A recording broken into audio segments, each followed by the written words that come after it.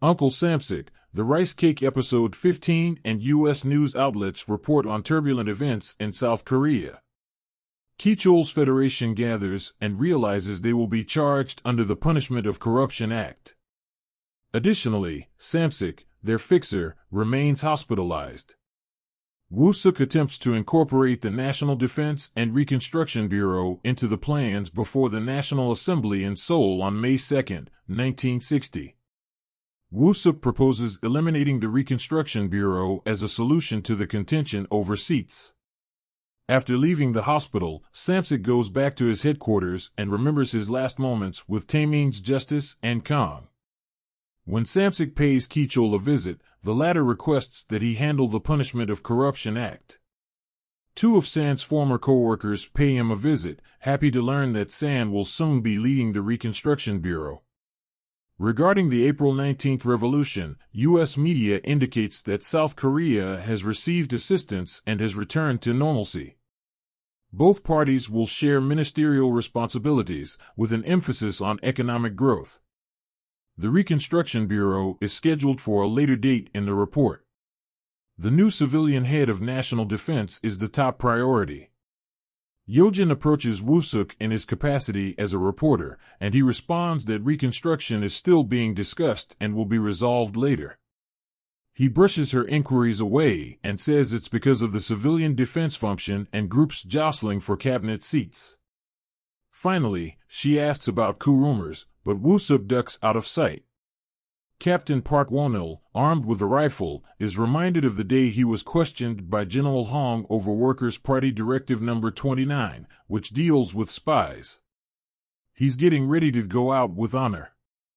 Yojin begins covering the Punishment of Corruption Act for the media while the others continue to focus on stories involving electoral scandals. San assures Woo-suk that he will help him win election as an assemblyman for Dongdaemun when he confronts him regarding the Reconstruction Bureau. San loses his temper when he reminds him about the folks who gave their lives in defense of democracy, but that's not what he's interested in. He even turns down the opportunity to work as an assemblyman. San waits for him to talk about the destroyed Reconstruction Bureau at Samsik's. Samsik tries to cheer him up by telling him that they can start over by seizing control of the Federation and creating a better Korea, and that this current regime won't survive long.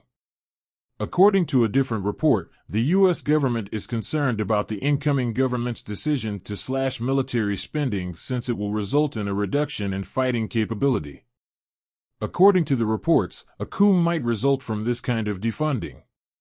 Captain Suil returns after his meeting with military chiefs to report to Kichul. Suil, another recipient of an Albright grant, suggests the 2nd Infantry Commander. General Choi meets with San and Hyun-suk, who are also considering leadership but cannot agree on a name. Hyun-suk disputes San's assertion that the 2nd Infantry Commander lacks influence.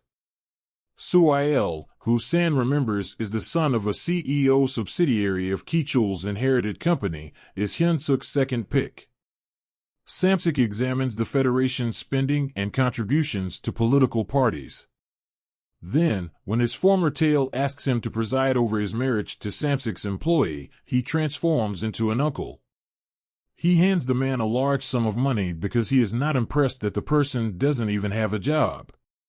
After that, Samsik runs into Woo-suk, who leaves right away after making a subliminal threat regarding a new Makgeolli, rice wine. Woo-suk modifies the Punishment of Corruption Act in the Assembly, resulting in a decrease in the number of individuals convicted from 50,000 to none. The Federation thanks Samsik for bringing about the reforms that have freed them, chuckling as they go. He ends by asking everyone to an occasion where the updated act will be unveiled. Hyun-suk and Suil intend to speak with the 2nd Military Commander. A wonderful opportunity to discuss Korea-U.S. economic policies is when San stops by Rachel to give her an update on the event scheduled for May 16th. She hesitates, but he suggests that she set up a meeting with the president so that San can go over everything in more detail, of course, on her behalf. Following that, San and Samsik meet with Jang and Han-min to give them an update on the May 16th Punishment of Corruption Act event.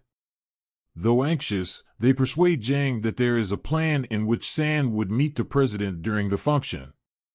General Hong Yunqi, the watchdog, is leading a series of military drills that General Choi will characterize as a coup.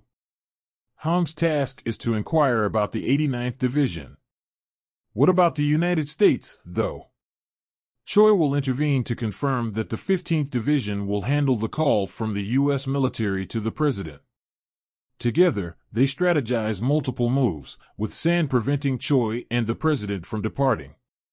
Suddenly suspicious of Jiang, Samsik wins him over with his scheme to use a fresh act modification to nobble the Federation. Samsik also has a backup plan in case something goes wrong on the 16th. Jiang hands San a gun as they close, implying that if things don't work out, he should commit suicide. Samsik is informed by Jiang in the investigation bunker that although the Federation is ready to spare San's life, they think it is risky for a civilian to be involved in a coup. Jiang calls San fortunate. Episode analysis. Well, what a brilliant concept, a coup. For once.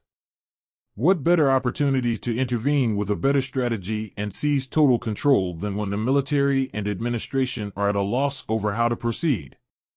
There is enough uncertainty to act now and provide justification later, even as citizens continue to demonstrate against a government that distributes the spoils and refuses to recognize democracy.